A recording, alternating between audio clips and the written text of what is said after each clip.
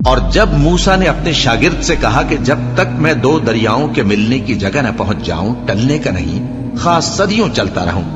پھر جب وہ دونوں ان دریاؤں کے سنگم پر پہنچے تو اپنی مچھلی بھول گئے۔ پھر اس مچھلی نے دریا میں سرنگ کی طرح اپنا رستہ بنا لیا۔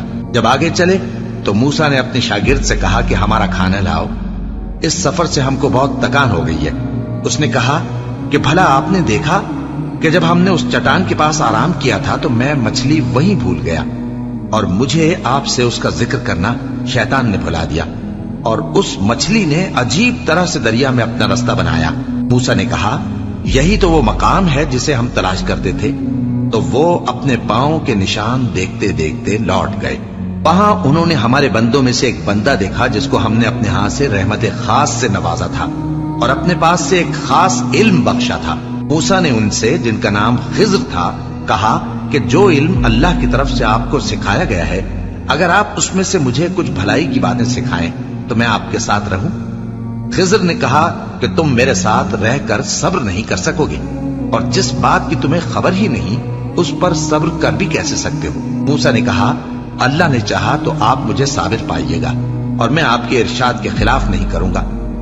خضر نے کہا اگر تم میرے ساتھ رہنا چاہو تو شرط یہ ہے مجھ سے کوئی بات نہ پوچھنا جب تک میں خود اس کا ذکر تم سے نہ کروں۔ تو دونوں چل پڑے، یہاں تک کہ جب کشتی میں سوار ہوئے تو خضر نے کشتی کو پھاڑ ڈالا۔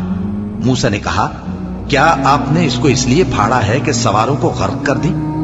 یہ تو آپ نے بڑی عجیب بات کی۔ خضر نے کہا کیا میں نے نہیں کہا تھا کہ تم میرے ساتھ صبر نہ کر سکو گے؟ موسیٰ نے کہا کہ جو بھول مجھ سے ہوئی اس پر مواخذہ نہ کیجیے اور میرے معاملے میں مجھ پر مشکل نہ ڈالیے۔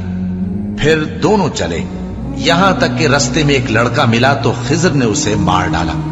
موسیٰ نے کہا کہ آپ نے ایک بے گناہ شخص کو ناحق بغیر قصاص کے مار ڈالا، یہ تو آپ نے بری بات کی۔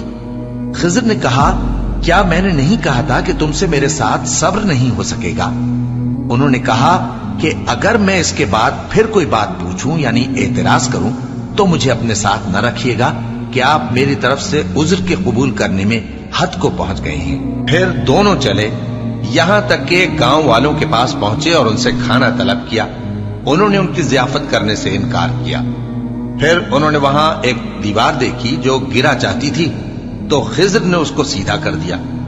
موسیٰ نے کہا کہ اگر آپ چاہتے تو ان سے اس کا معاوضہ لے لیتے تاکہ کھانے کا کام چلتا۔ خضر نے کہا کہ اب مجھ میں اور تم میں علیحدگی، مگر جن باتوں پر تم صبر نہ کر سکے میں ان کا تمہیں بھید بتائے دیتا ہوں کہ وہ جو کشتی تھی غریب لوگوں کی تھی جو دریا میں محنت کر کے یعنی کشتیاں چلا کر گزارا کرتے تھے، اور ان کے سامنے کی طرف ایک بادشاہ تھا جو ہر اچھی کشتی کو زبردستی چھین لیتا تھا۔ تو میں نے چاہا کہ اسے عیبدار کر دوں تاکہ وہ اسے غصب نہ کر سکے۔ اور وہ جو لڑکا تھا اس کے ماں باپ دونوں مومن تھے۔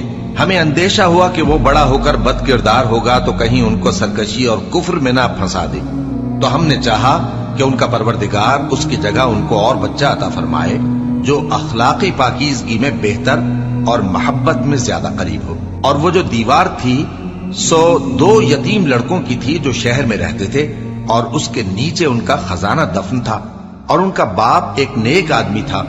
تو تمہارے پروردگار نے چاہا کہ وہ اپنی جوانی کو پہنچ جائیں اور پھر اپنا خزانہ نکالے۔